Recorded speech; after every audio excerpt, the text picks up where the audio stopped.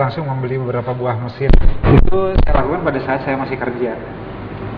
Ini barangkali juga memberi inspirasi bagi pengalaman saya, itu memberikan inspirasi bagi rekan-rekan yang lain yang memulai usaha. Jadi kalau kita masih kerja itu mungkin ada baiknya justru pada saat itulah kita memulai usaha baru gitu.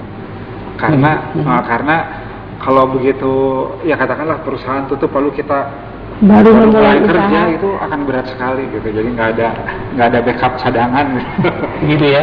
Mungkin kalau boleh di-share sendiri, kadang-kadang sahabat MKTP yang ada di rumah, mereka bingung juga dengan berapa sih modal yang harus dikeluarkan ketika akan membuat sebuah usaha baru gitu. Mungkin dari kalau dari pengalaman saya sih sebetulnya untuk memulai usaha itu modal berapapun jalan. Tergantung pada tekad kita. Artinya saya tahu persis banyak teman-teman sesama pengusaha kecil gitu ya, sesama UKM yang sekarang jadi besar, tapi sebetulnya mereka memulai usaha dari yang dengan modal yang sedikit gitu. Kalau boleh di-sharing, kita pada awalnya itu hanya mengeluarkan uang 13,5 juta.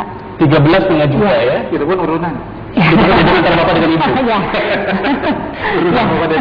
Ya, jadi sebetulnya hanya kalau menurut saya memang modal itu orang kadang-kadang suka menjadi faktor kendala. Tapi sebetulnya kalau menurut saya yang sudah berjalan di bisnis wirausaha, sebetulnya yang penting itu tekad gitu. Yang penting adalah tekad. Karena kalau kita sudah berani untuk memulai usaha, terus kalau kita bisa dipercaya oleh siapapun, artinya nanti dana itu datang sendiri gitu. Artinya kalau kita bisa dipercaya sama orang, usaha kita lancar, itu kepercayaan akan datang sendiri. Dana itu datang, insya Allah ya.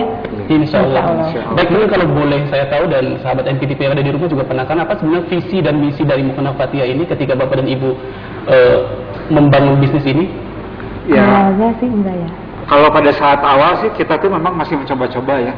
Dulu kita pernah mencoba membuat seragam militer pernah, lalu pakaian sekolah juga pernah. Itu kita belum memiliki visi yang jelas gitu. Tapi alhamdulillah semenjak kita bisa jalan dengan mukena ini, akhirnya kita menetapkan visi kita harus menjadi produsen mukena terkemuka di tingkat nasional.